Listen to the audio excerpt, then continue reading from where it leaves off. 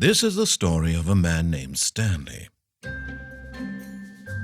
Stanley worked for a company in a big building where he was employee number 427. Employee number 427's job was simple. He sat at his desk in room 427 and he pushed buttons on a keyboard. Orders came to him through a monitor on his desk, telling him what buttons to push, how long to push them, and in what order. This is what employee 427 did every day of every month of every year.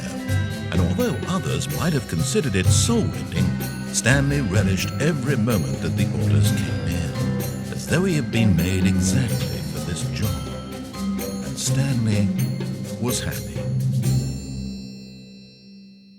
And then one day, something very peculiar happened. Something that would forever change Stanley. Something he would never quite forget. He had been at his desk for nearly an hour when he realized that not one single order had arrived on the monitor for him to follow. No one had showed up to give him instructions, call a meeting, or even say hi. Never in all his years at the company had this happened, this complete isolation. Something was very clearly wrong. Shocked, frozen solid, Stanley found himself unable to move for the longest time. But as he came to his wits and regained his senses, he got up from his desk and stepped out of his office.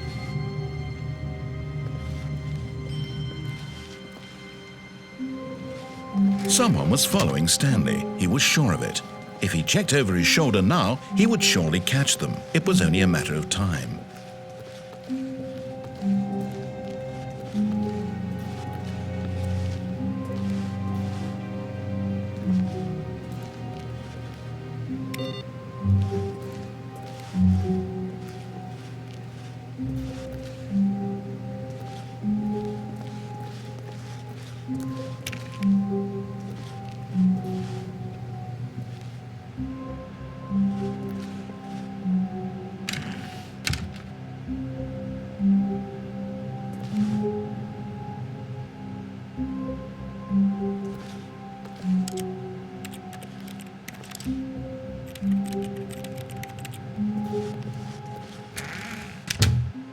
Oh, and I guess this is where Stanley felt he needed to be right now, in this little hallway. Here, with no distractions, to study room 417. Not to actually enter it. No. That would be far too forward. Stanley wanted to know it from the outside. To see it not just with his eyes, but with his heart. He would know room 417 as no man or woman had ever known an office before. That ladder over there. Oh, and that little picture of a horizon or something. It's all just a never-ending parade of joy for Stanley.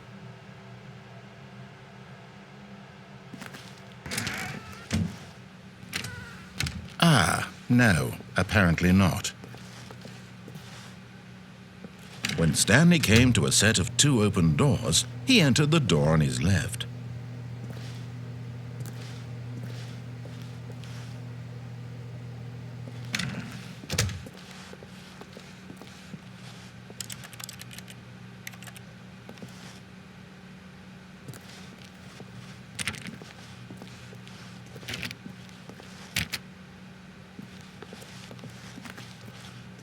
Yet there was not a single person here either. Feeling a wave of disbelief, Stanley decided to go up to his boss's office, hoping he might find an answer there.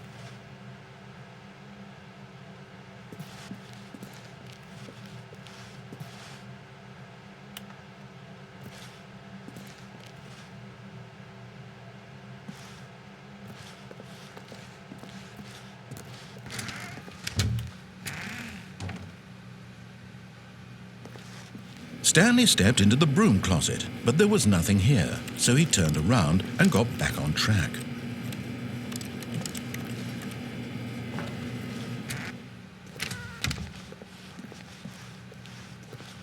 Coming to a staircase, Stanley walked upstairs to his boss's office.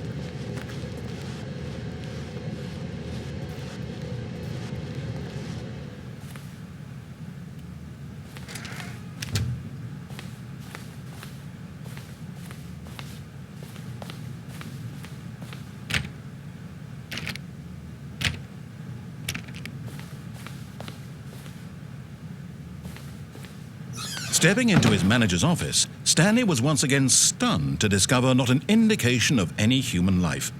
Shocked, unraveled, Stanley wondered in disbelief who orchestrated this, what dark secret was being held from him. What he could not have known was that the keypad behind the boss's desk guarded the terrible truth that his boss had been keeping from him.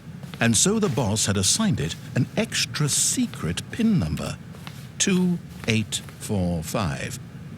But of course, Stanley couldn't possibly have known this.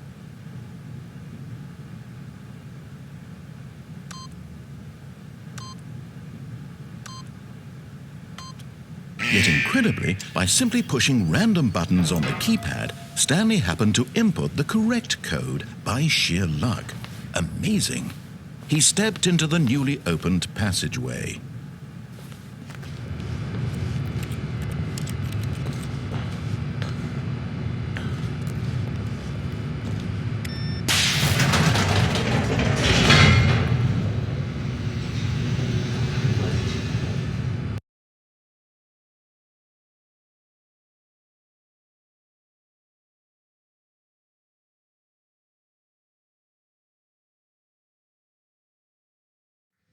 Descending deeper into the building, Stanley realized he felt a bit peculiar.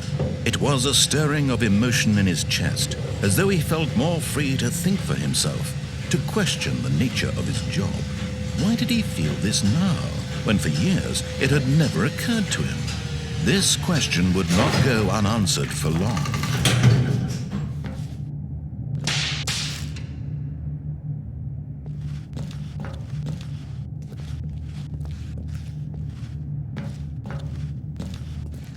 Stanley walked straight ahead through the large door that read Mind Control Facility.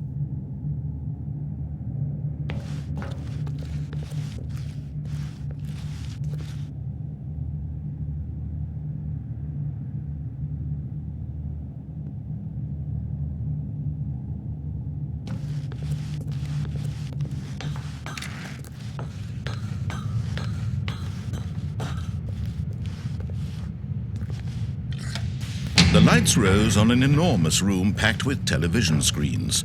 What horrible secret did this place hold? Stanley thought to himself. Did he have the strength to find out?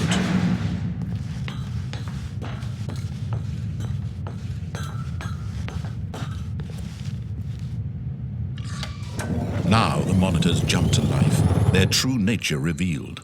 Each bore the number of an employee in the building, Stanley's co-workers.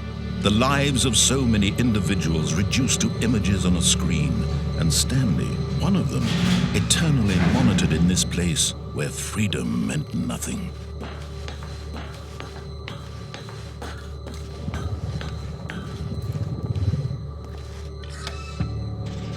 This mind control facility, it was too horrible to believe. It couldn't be true. Had Stanley really been under someone's control all this time? Was this the only reason he was happy with his boring job? That his emotions had been manipulated to accept it blindly?